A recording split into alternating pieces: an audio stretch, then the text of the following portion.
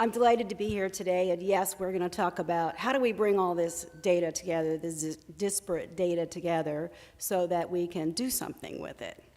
At the end of the day, nobody needs more data. They just need their data to be actionable and to actually have insights from it, and that's what we are doing. So a little bit about me. My background is on the media side, and the genesis of trying to answer these business questions for media came from the fact that I was running sales for a media corporation, and I was also buying programming, which is super unusual, but there it was. So I called research one day and I said, hey, we should be able to apply data science to placement of content on our schedules, across our stations, across our markets. We should know what cost per point we should be paying for something. We should know how to promote it and where, instead of just looking for openings on the schedule and just plotting it in there. We should know how to market it if we buy externally, what cable stations where. So I called research and I said, okay, this is what I want to do. I know we have all the data. Research called me back 30 days later and said, I've got it, here it is, this is awesome. Cool. Got on the phone and I looked at it with him and I said, what is this? And he said, well, this is what you asked for. It was an Excel spreadsheet with 25 tabs. And I said, I didn't ask for data. I asked for insight. And he said, well, it's in there somewhere. I met my co-founder, Tom, who is an engineer. And Transform is a 4-year-old company, but it's primarily an engineering company. And there's a really good reason for that. At the end of the day, it's an engineering problem that we are trying to solve. Okay, let's see how I do on my double-clicking. All right, you guys know this, everyone in the room knows this, but it bears repeating. The external problem that media faces today is the fact that the consumer is in control. Yes, we know all of that, but that shift is expensive. And at the end of the day, we all love content, we all love media, we all love video, but we have to make money with that video somehow, or we don't have a business left. So the shift is part of the problem, and it's costly. So what we're trying to do is take that opportunity back. How do we get in front of this? How do we take it back? What are the first steps? Well, the first step is really getting that data to talk to you. So what has happened is super clear. It is the new content creators out there, the Netflix, the Hulus, the Amazons, that have data in their DNA. They built those companies in the first place with the idea of harvesting data to make data-driven decisions. Now, I can't argue with some of the outcomes. I will say, no amount of data, no amount of analysis is going to take the place of having very good writers, good content, good actors, good journalists, what have you. You have to start with that. I don't believe, or I hope, that we don't take AI to the point where it actually produces content for us completely without that human touch, without the understanding that how we turn a word and a phrase is more important than just what the data tells us. I would say that what we like to do as a company is inform, and you decide. You have to decide. It takes a person to decide what's the right thing to do. But data certainly can tip it in the balance for you. And if we can tip the balance a little bit, going in with a decision to say, all right, the data tells us this, I think this, however, this is how we should move. So that's what we're looking for. The opportunity is combining the data science and the machine learning together to begin to level that playing field for all of us in this part of the business. Double click. The good news, the really good news, is that content is still king, and of course it's going to be for the foreseeable future. Disintermediation for the content owners is really not on the table, not truly. Perhaps in the distribution side, but not truly. The challenge is to begin to use this and to begin to change relationships so that we know what is working and what isn't in meaningful ways. Again, no substitute for good writing, but you have to know more about your audience today than you've ever known before. Who are they? Who are they really? What are they watching? Why are they watching? All of this is available today with data. Now, one of the big problems that I do see is that it is an engineering problem, and when I get to the next couple of slides, and I'll explain a little bit more about that, but you have to know what your audience preferences are and realize that those that watch on a digital device or OTT behave very differently in some ways than linear views. Bringing all of that information together for the first time and being able to parse it completely will allow you to very deeply understand what is happening. You know what? We are not on the same slide, guys.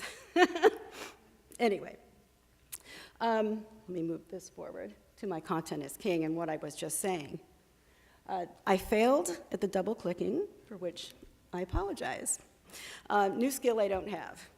Can I walk and chew gum? Yes, but that's about the extent of it. Again, what are they watching and why? And this is discernible. It is particularly discernible with digital downloads, and it is becoming so with linear. ComScore, for instance, is working on a way because they have they use set-top boxes to anonymize but still assign a household, and with all of the data they collect on OTT and on demand, we'll begin to bring this together in a comprehensive way so that you will be able to understand how these houses respond and the people inside the houses respond. The people that subscribe to cable are very different than those that are using, let's say, the Showtime app or the direct Showtime app, the non-cable subscribed Showtime app, and those that use, for instance, HBO Now. They're very different subsets of audience, and they can be marketed to and spoken to in very, very different ways. So the good news is we can solve this problem. All right, going back to the double click. There we go. All right, so I talked about the external challenge a little bit. What's the internal challenge? The internal challenge is bringing all of this siloed data together. It is siloed, and it is, in many cases, hard to put together into one platform. That was the experience I had. When I was working on the digital properties for Fisher, I would receive every day a performance update of the websites, and Flurry, and Facebook, and what have you, and it was tab after tab. You have to be able to bring together total viewing for it to be meaningful. And so that's one of the things we set out to do. Let's bring it all together and let's make it meaningful. So one of the solutions we hear from very often is we've got a data lake. Cool. I'm glad you have a data lake. Okay. The problem with the data lake is it's mostly a data swamp. What happens is the data all gets put in one place, but it's just in there moldering. It's, creating methane gas for all the use it's honestly worth. It does not give you insight. And it's not usable. It's still the same problem. It's the same as saying, okay, I've got my Excel spreadsheet with 25 tabs. The data's all there. I still can't use it. So it's turning that data into something meaningful. It's turning it into insight. I'll keep talking about this throughout here, but the way to do this is to pull in actual performance data, which is going to be all your ComScore and your digital downloads, which you do have a fair amount of understanding about who starts it, who stops it, what household is doing, or what is happening through the app. And then we add audience listening.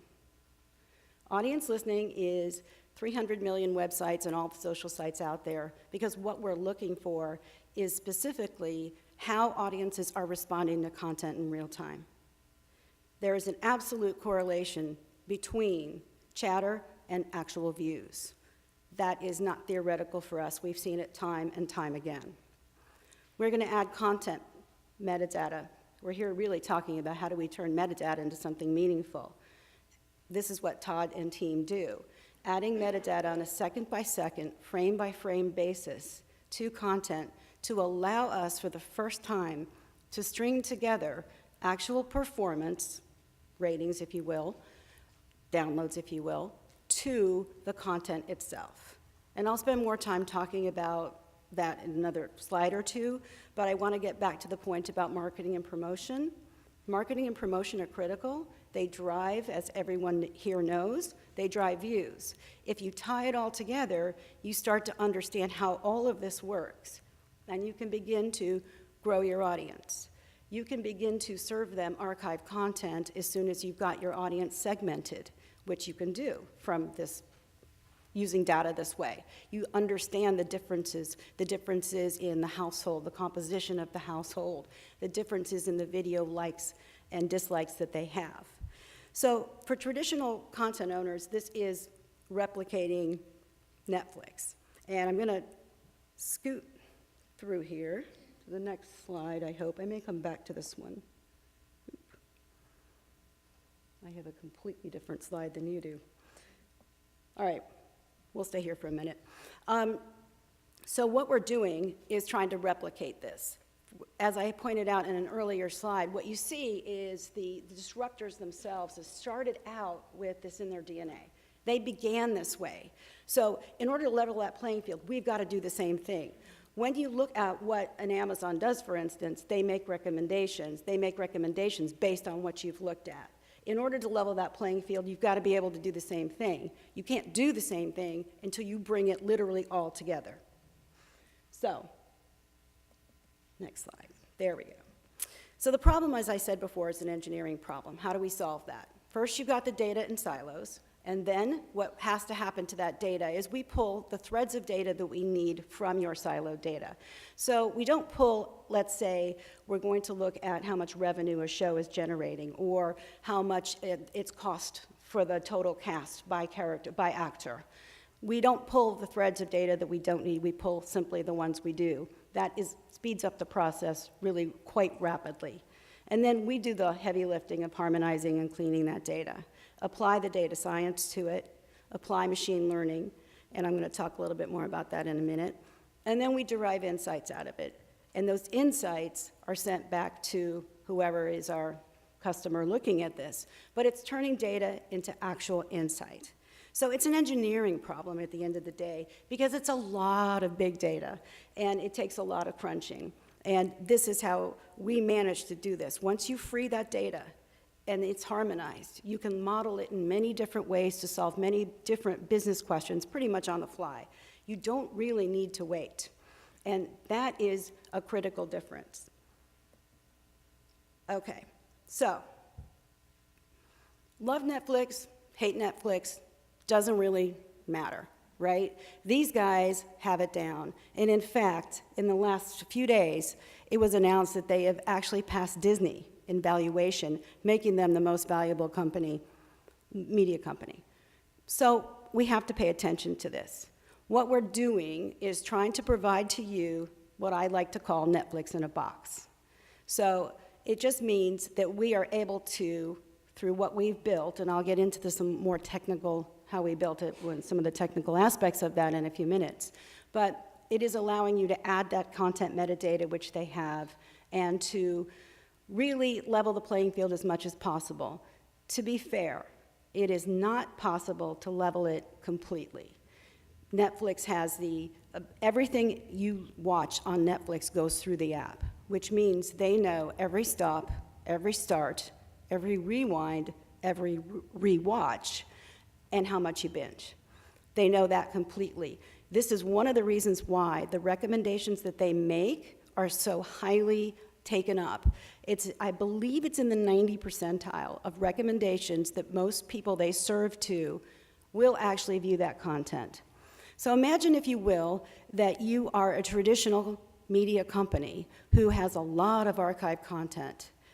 If you know your audience segmentation, you can be like Netflix and make recommendations of content to viewers that they're going to want to take up. This is clearly not, you can't do this in linear, but you certainly can do it in digital. And that's one of the challenges that's in front of all the content creators out there, the networks, et cetera. They have to start having a one-to-one relationship or a direct-to-consumer relationship with their audiences. And this is pretty new. CBS has all access. That's pretty new. And it's going well. So cord cutting is affecting the revenues of all content creators. And how does that get replaced? That gets replaced by doing what they do.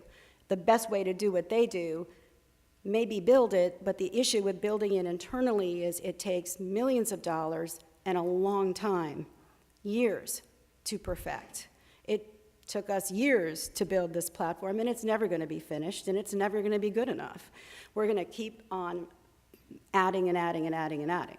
So at the end of the day, that's what we're trying to do, is really bring the opportunity back to those networks, whether it's AMC or whomever. It doesn't matter. You have to know what your audiences are doing, and you have to begin to market to them and speak to them where they are in the way they want to be spoken to, and show them what they want to see. Okay, catching up with this. So that is what the platform does. So how do we achieve this? Well, first of all, the cloud makes it possible. The cloud makes it exceptionally wide and fast, and while we're at it, secure. So we automate data collection, which makes it a living system and usable throughout the organization. It's also an elastic database. It does allow us to spin up or spin down depending on the amount of computation, time of day, and amount of data, which makes it very affordable. Applying machine learning then to those huge data sets becomes possible. And I'll give you an idea of the scope and scale of some of these data sets. So what does it do? Okay. We discover and bring together all the elements that I've been talking about so far. Why? Because if you bring it all together, then you begin to understand what are the levers that are truly moving audience. We know this from what they're saying, we know this from what they're watching, and we know this from the content metadata that we add to it. And a little bit more about metadata coming up, but that is what we call the creative content intelligence bot, if you will. What we are doing is working with teams like Todd and adding in this information to the nth degree. I have a slide coming up, and I'll share with you what that is. We also blend together that linear and OTT viewing, as I said, and then we add other elements like census and weather. Weather affects what happens with viewing.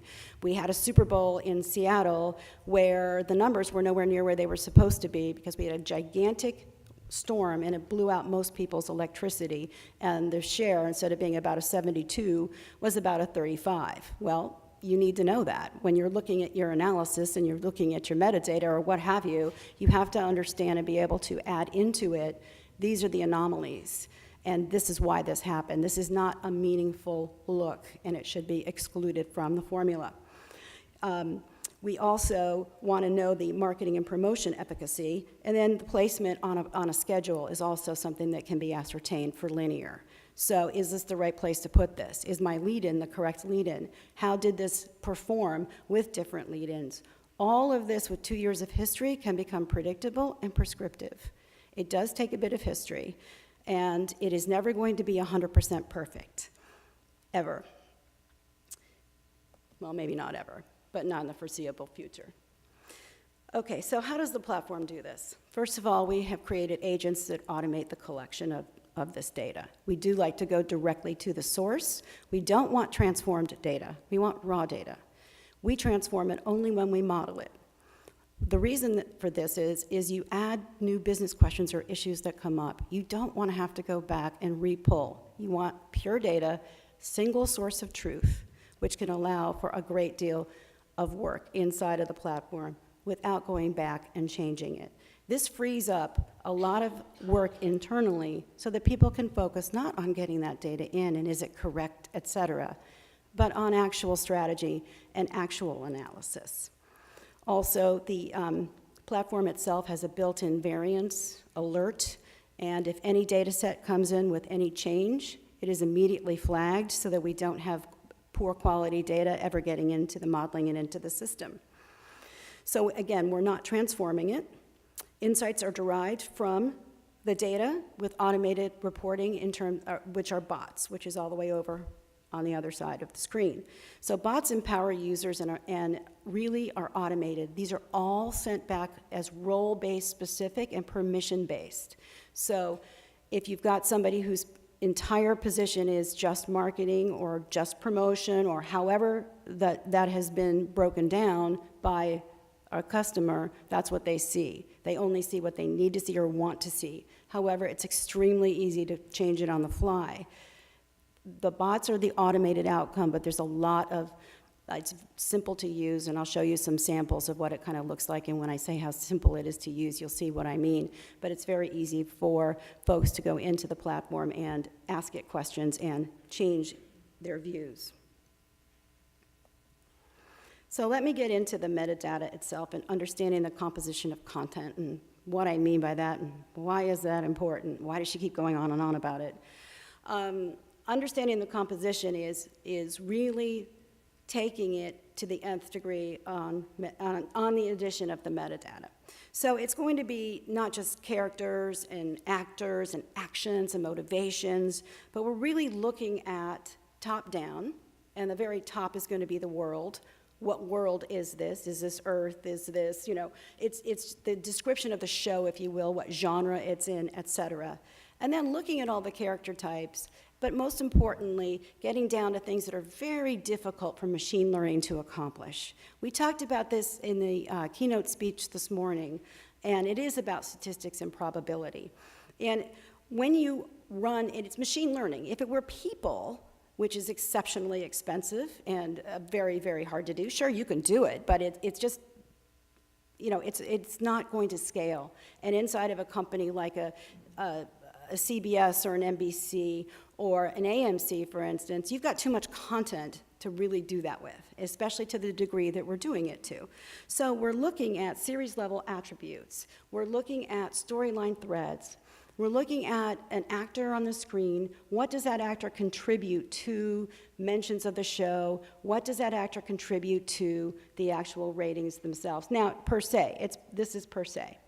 We're looking at mood, which is very difficult to discern. Is it dark? Is it light? Is it the color green? What feeling do you have from it? So what's so important about a storyline?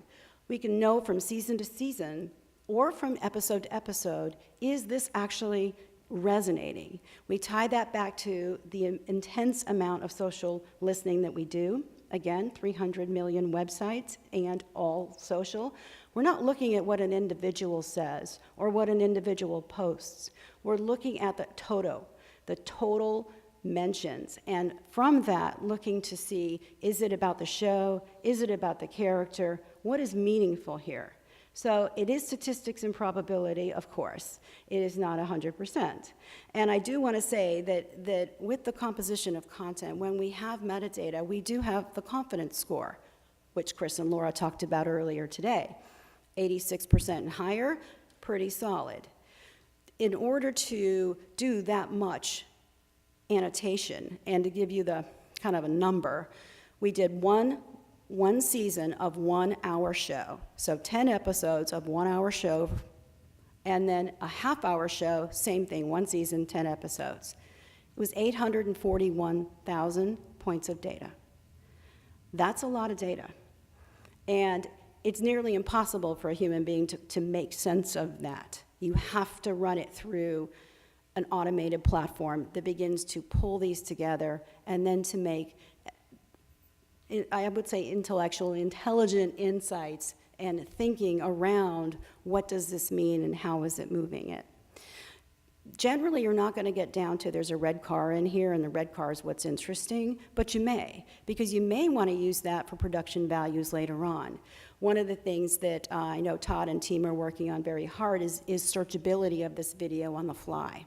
And that's the next step, when it all becomes, it runs through the system, it runs through the platform, and then you can honestly look at it and say, well, Jack Nicholas, I want the last 6 things he appeared in where there was a red car and he worked with an actress who was blonde. That's where we're going. That can be very powerful in many ways.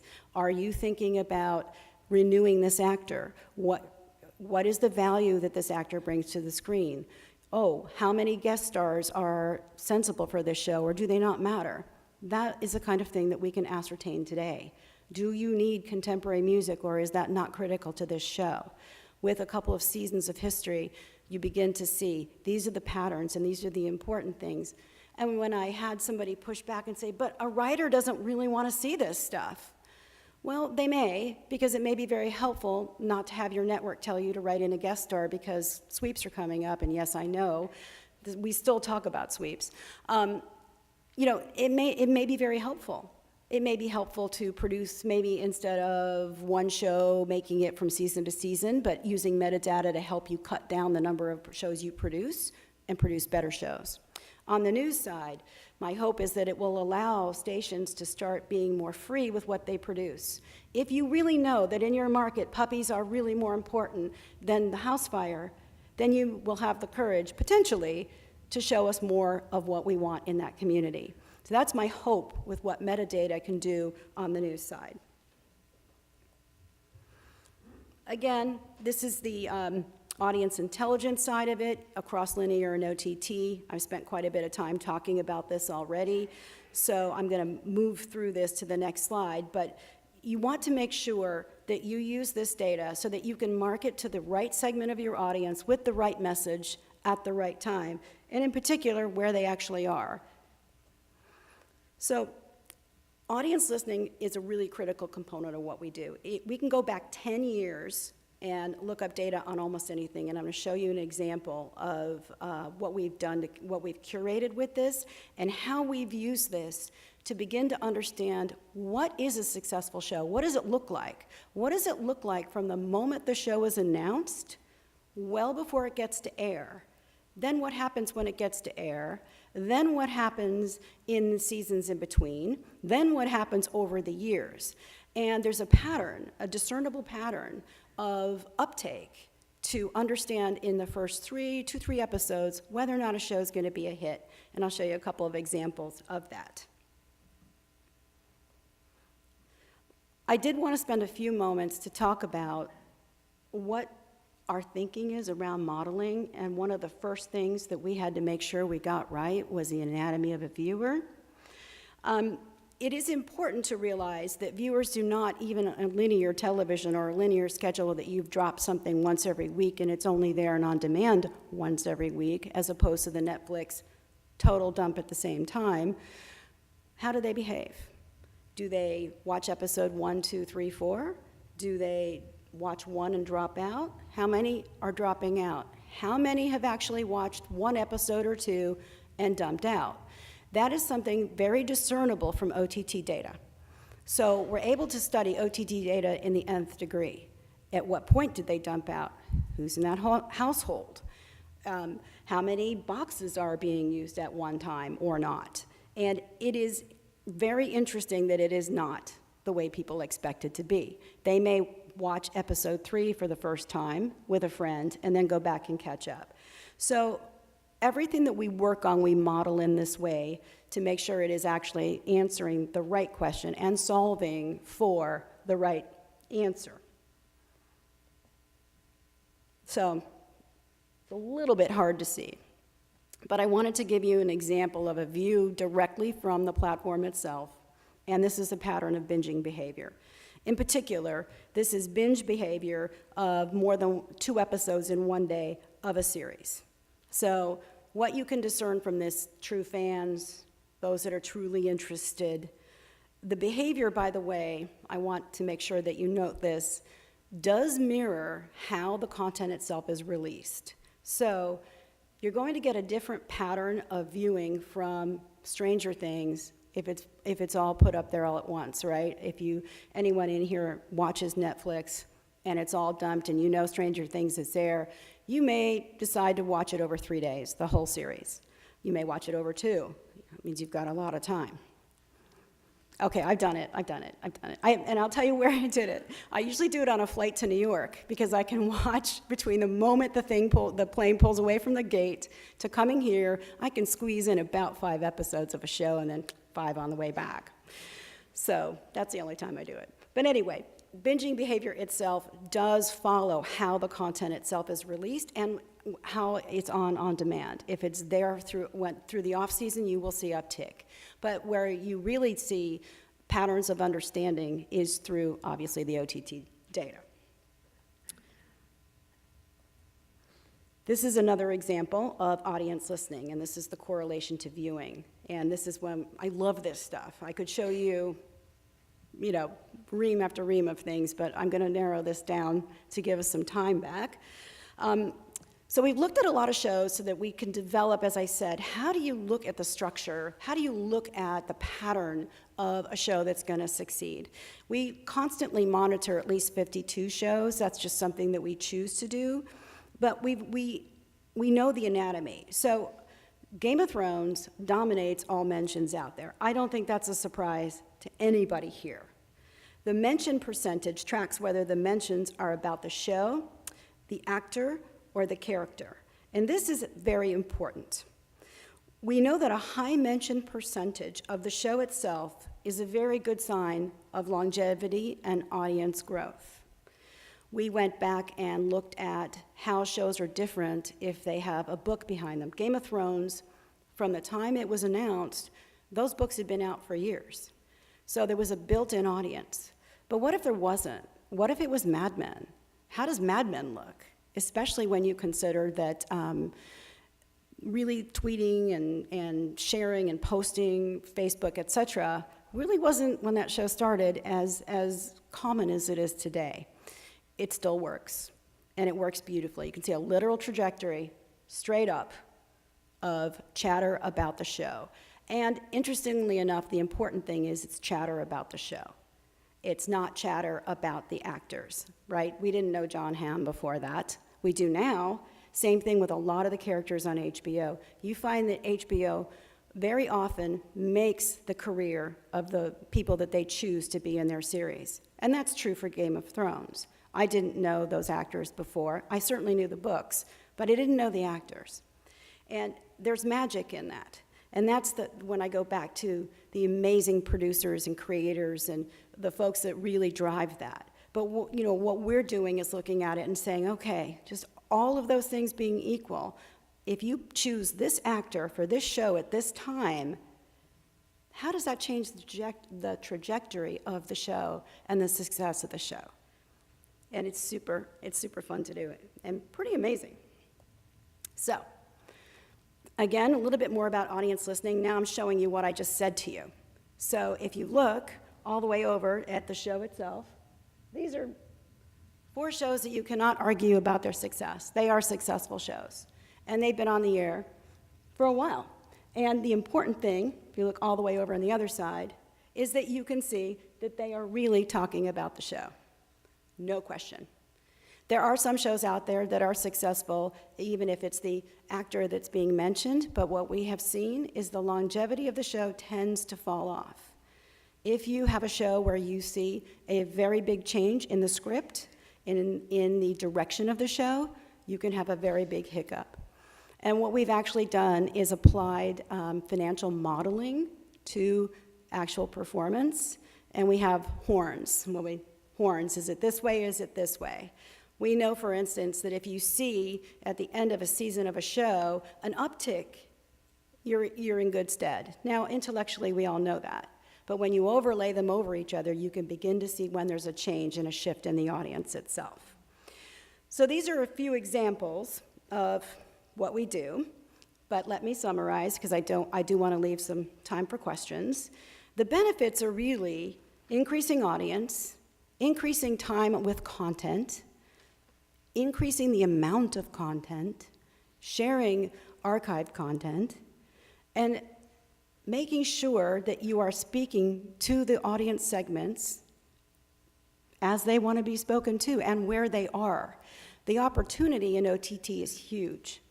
It's the opportunity to serve individuals because you know who they are. You may not know their names, and you probably don't care, but you do want to make sure that they spend more time with your content. And looking at the audience segmentation and correlating that to the actual audience chatter and the metadata itself is a great way to get that done.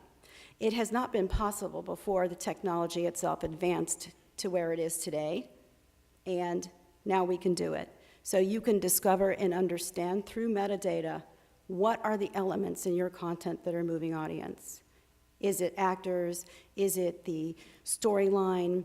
You can use it for all sorts of things on the production side. You can also use it on the monetization side.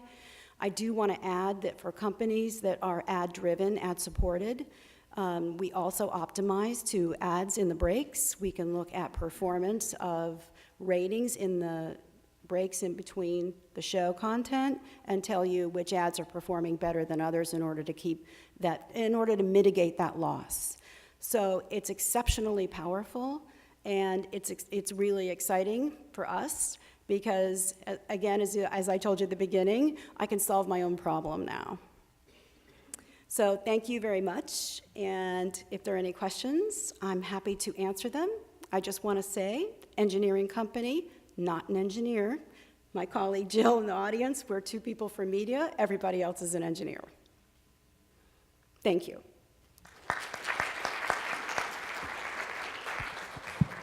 So I have a quick question, but I want to leave time for other people's as well. And if you do have questions, please, very visible hands, and we will have our couple of microphones circulate.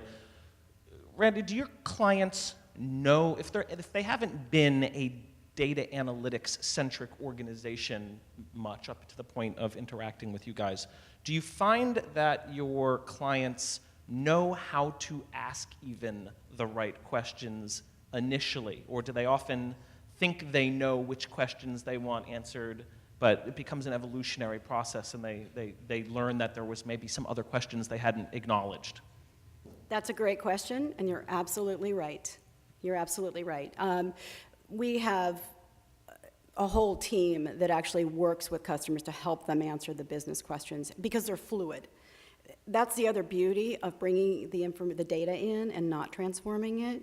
That makes it very fast to allow for that change and to respond to it. So you're right. It is early days. I think it is hard for some companies to believe in this and think, some people think it's magic. It's certainly not. It's math. I will also say that per the conversation or per the keynote speech, I think that it's easy for people to say, oh, I understand a confidence score. So all of the metadata comes with a confidence score. And we're pretty clear that if it's 50-50, it's 50-50. It might be wrong. And we've had customers come back and say, well, we looked at a couple of things and it was wrong. And we're like, yeah, it's machine learning. And that's a critical part. The more you run it through, the smarter it gets and the better it gets. You cannot take one single piece of video and make it directional. You can't. You have to have a library of it to use it. All right, anything else from the audience? I don't see anything. A question from you, Nathaniel. Just a moment, we'll have a mic. I'm curious about the adaptability of some of the companies that you work with for specifically legacy media companies, and how they're adapting their business model to a new world of OTT, ATSC 3.0, things that allow you to gather these data streams and learn about your audience, and audiences that are marginalized, specifically copyright infringers, and how that sort of data would allow you to change your business model to embrace people that that these legacy business models have marginalized in the past. I'm not sure I understand the marginalization of the people that are stealing content. That's a whole separate issue from what we're looking at, but it is a very important one. I in no way think it isn't. We're not trying to get them to change their business model per se. Our goal is to have them start to use this as part of forming their business model and strategy. It's very clear that the direct-to-consumer relationship is now required. It is simply not good enough to have a relationship with the MVPDs and the satellite companies, et cetera. You've got to take it, back into your control. In order to move the needle quickly, because Amazon and Netflix and Hulu have done this already, they're miles ahead. And so that's what we're trying to do, is really level that playing field and say, okay, we can help you parse all of that data that you need to parse in order to reach those customers more effectively. You've got to be the ones to go market your app and go sell it and monetize it. But we want to be there to help facilitate that. I think that one of the things we can do very well is help you understand the long tail of your audience. And that is, I think, very meaningful. You can't treat everyone the same way. They're just not. And that's something that also, the disruptors have figured out.